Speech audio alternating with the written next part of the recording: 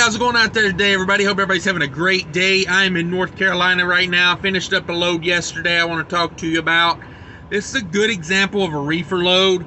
So if you know someone that wants to know more about reefer and how all that works, this is a great example of a reefer load. It had a lot of elements that reefer loads have in it. It was 1 pig in Chicago, 4 drops in North Carolina. Pretty good run. It was about 1,000 miles total. I think it was 995 miles total. And it started out at $3,227 was the original rate on it. I got $400 added to this load because of the detention time at the shipper. So I had an 8 a.m. Pickup appointment for Saturday morning. I left there at 6 o'clock. I was waiting on some freight to come in to add to the load I had. And the driver that was bringing that freight in did not know that there was people there waiting on it. Their company, Big Mega Fleet, told them, hey, it's a drop and hook whenever you feel like it. You know, they were in no rush. That was kind of their weekend. So they were just, goofing around. Nobody told them. They showed up at like 4 in the afternoon. So they were supposed to have been there at 8. It was a live unload at 8. They showed up at 4 in the afternoon. So, you have those times. I really wasn't stressing it that much. It didn't affect my delivery times or anything. But, the broker tacked on $400 for the hassle of it. So I'm not going to argue with that. $400 to chill out for a day, So worked out pretty well for me. Like I said, picked up in Chicago Saturday. I had about a 750 to 800 mile ride to my first stop in Greensboro, North Carolina. That was a Monday morning, 9 o'clock. That stop went pretty smooth. As usual, it was like 3 or 4 hours. Take off, a couple pallets, have to sort it all out. They actually got that drop done pretty quick, I thought, because I had 3 different bills from 3 different shippers, and I had like a ton of mixed product on there. So I was pretty happy they got that one done as soon as they did. But that was my Monday. Then Tuesday morning had a real early start. I had a drop here down in like rural North Carolina, and then up to Dunn, North Carolina, then up to Raleigh, North Carolina. And those last 2 drops became a consolidated 1 drop because the second drop was set for, they wanted me to be there at 3. I got there at 3 in the morning. They didn't get me out of there till about 10 o'clock. That made me late for the 3rd appointment. 3rd appointment was not receiving it. We dropped it all at the 4th stop. So it actually worked out really well for me. But that's just what you got to deal with in reefer sometimes, When you have multiple stop loads, the first place, they don't care you got multiple stops, They're living the dream, They're goofing around doing whatever they got to do. So you're going to run into that from time to time. The stats on this load, it was right at 1,000 miles. I had about a 20 to 30 mile deadhead on this load, so I was pretty close to it.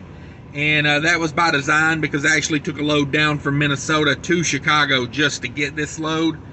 And so it worked out well for me. Total revenue on the load ended up being $3,627, and possibly more detention time coming because of that first stop yesterday morning. That 3 o'clock, that was 7 hours over there. So hopefully, they were paying like $40-50 an hour detention. So hopefully we'll come up with another couple hundred, $200-300 out of that. I don't count it till it's on a rate con and signed and out the door. So but anyway, total revenue $3,627, pretty good. And like I said, 4 drops, very these loads are more about the logistics of handling and getting everything taken care of. But it was pretty simple. Like I said, 1,000 miles. It's had a range of 33 to 39 degrees start and stop, and it weighed 21,000 pounds. So pretty good load, pretty good money for what should have been a pretty easy load. I do these a lot, so no big deal. So let's get into some numbers on that. Fuel mileage on this load was about 8 miles per gallon, maybe a little less, maybe 7.9. Depending on how you want to round it, but it was like between 7.9 and 8. Fuel economy is down a little bit. I've been idling some this week because it's gotten hot and humid. It's been raining every day in North Carolina for a month, it seems like now.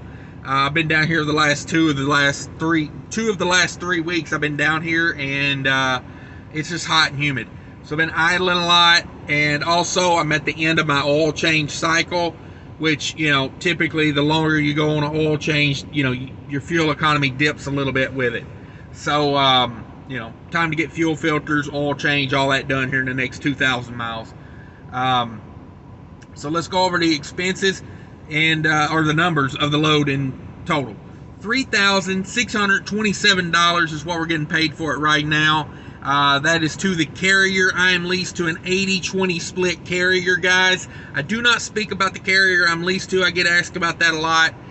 It wouldn't really help you, most people, because the carrier I'm leased to only hires in a small area, and they're not looking to hire a bunch of people anyway. They're not set up to grow right now. They're kind of at capacity, and that's where they want to be.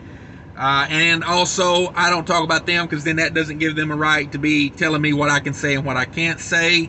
And also, there's a lot of petty people on the internet, and I feel like if I go talking about my company, then my company's a small company, and they don't need to get 100 phone calls a day from people complaining about, well, Cash is King said this, and Cash is King is a butthead, you should fire him. And they don't have the resources to deal with that all day.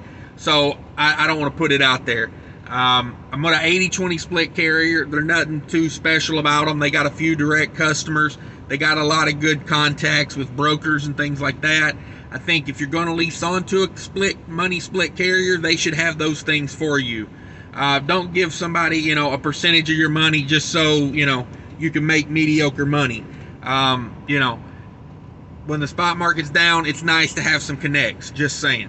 So that's my take on splitting money with a carrier. They need to provide me with some value for what I pay them. Always in trucking, think of it like that. Me. Because if you don't, you'll get ran over with a steamroller and you'll be out on the road flat broke. And it's not where you want to be. So even like when you work for a company, my opinion, when you work for a company, imagine it and think about it. That company works for me. If they don't get me what I need, I fire them. I go somewhere else. Because without the driver, the company doesn't make any money. You can have all the mechanics, you can have all the dispatchers, you can have all them guys that wear the suits that think they know everything sitting in the office. It don't mean nothing if the guy ain't putting the miles down in the truck. So put yourself first and foremost. So what it is, $36.27 to the carrier. I get 80% of that. That's $2,901. Not a bad little payday on a 1,000-mile run. I spent $3.89 in diesel. Give or take. I can't remember if I'm up or down on fuel on that, but that's what I spent on this run, and that's what I speak on. I don't go by like what I used. I go by what I bought on this trip. So I bought $389 worth of diesel on this trip. I spent $43 in reefer fuel. Pretty lax on the reefer fuel, honestly. I mean, that 43 is counting filling it back up to the tippity top. So, I'm at tippity top right now. I love those start and stops. $42 in tolls. The West Virginia Turnpike got me. And I paid one little Illinois toll there to come across, get the hell out of Illinois. So, overall, not bad. Let's see here. I did not write down the number. Sorry, I had to pause the video there for a second. I had to do a little math, because when you're doing a video about numbers, you should definitely have your math correct. So, I spent $3.89 on diesel. I spent $43 on reefer. Love those start and stop loads. $42 on tolls. Variable expenses on this load, $474 on this load. I like that. It's pretty low.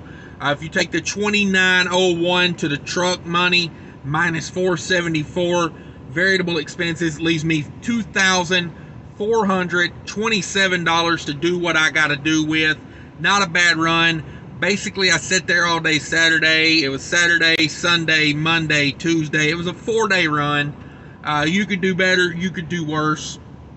It's not bad, though. I take these all the time. We're going straight back to Chicago to get another one and rinse and repeat. You know what I'm saying? Rinse and repeat. So guys, that's it. That's the load. I enjoy these loads.